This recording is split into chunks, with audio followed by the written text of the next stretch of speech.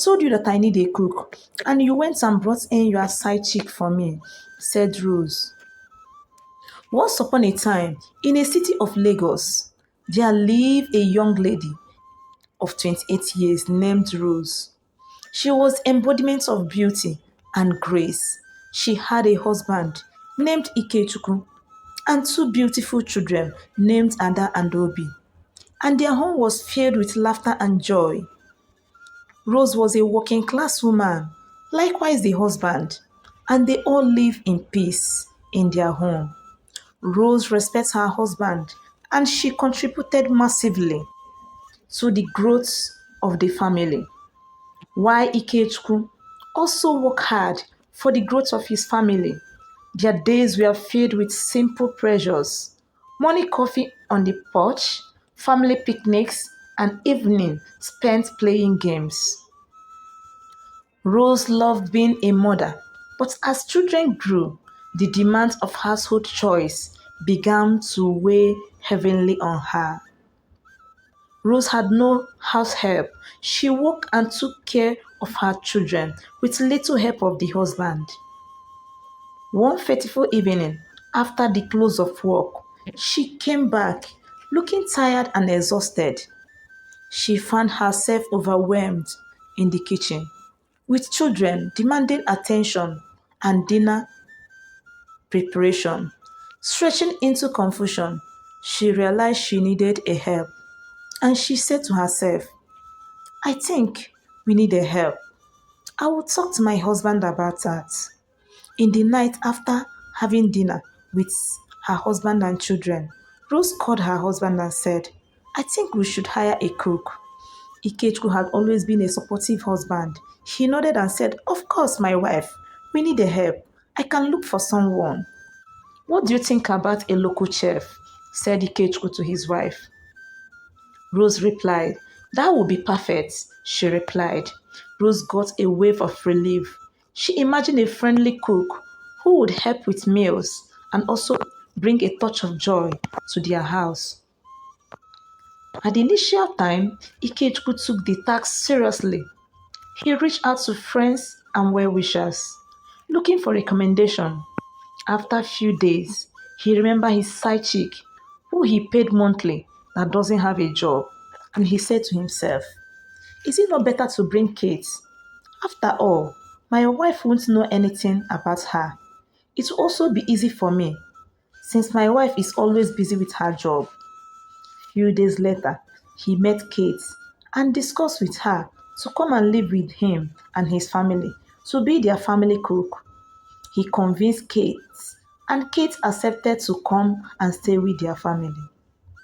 That evening, when Ikechukwu got home, he informed his wife, Rose, that he had gotten someone to help them, and Rose was excited and convinced by her husband.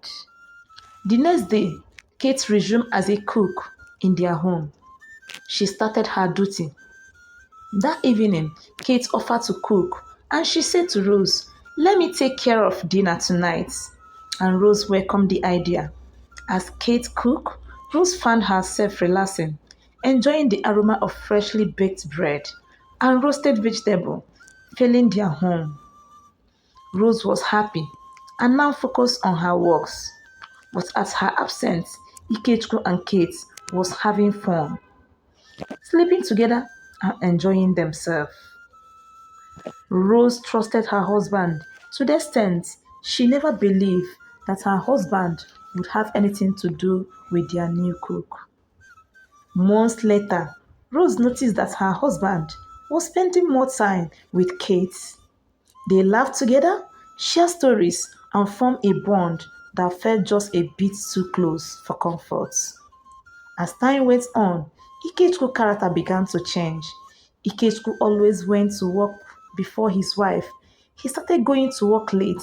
He would wait until his wife and children left before he would go to work, staying back home to make love with Kate and having fun with her. Rose sensed something was amiss, but she brushed aside her concern. And she said after all, Kate was now a part of their household, and Ikechukwu had always been devoted to her. One evening, Rose came back from work. Guys, please kindly subscribe to my channel at African Tales by Ifenkili. Like and share with family and friends. Turn on your notification button and stay tuned for more interesting and mind-blowing stories. Please subscribe to my channel. While cleaning the kitchen, she accidentally discovered a series of text messages on her husband's phone. They were fleeting, intimate messages from Kate, and Rose was heartbroken. The betrayal felt like a knife, twisting in her guts. She started crying and shedding tears. That night, Rose confronted Ikechukwu, her voice shaking with a mixture of anger and heartbreak.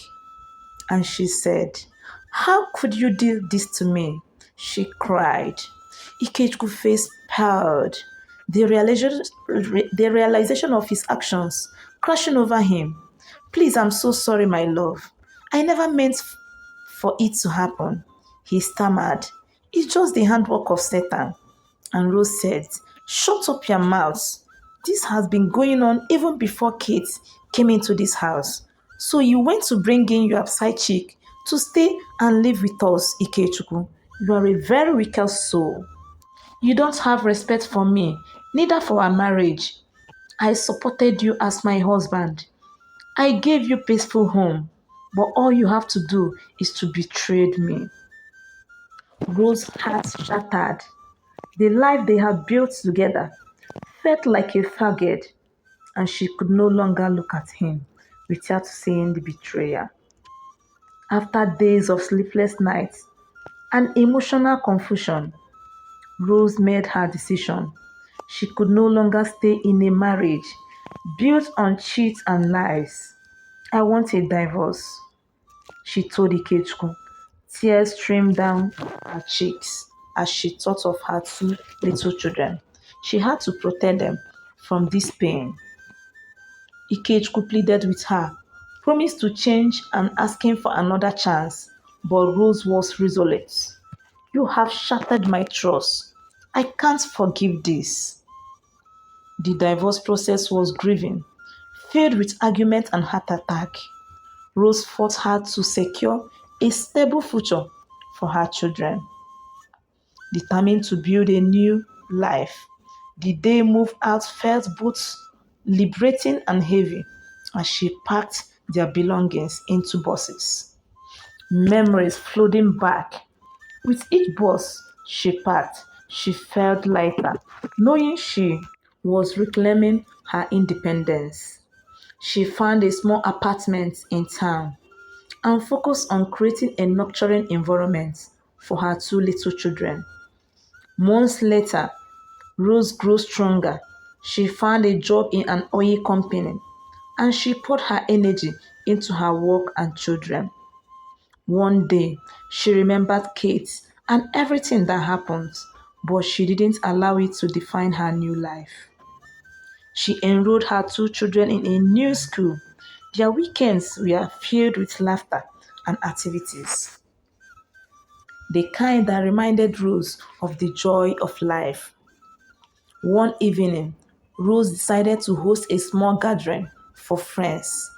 As they laughed and shared stories, she felt a sense of community and support that she hadn't realized she needed it. It was during one of these gatherings that she was connected with Shade, a kind-hearted friend from high school. They began to spend time together, and as Rose opened her heart, she discovered that love could bloom again, even after betrayal. Chidi respected her journey, and together they explored a new and healthy relationship. As spring approached, Rose began to embrace her new life fully. She focused on self-care, started jogging in the morning, and took up painting as a creative outlet.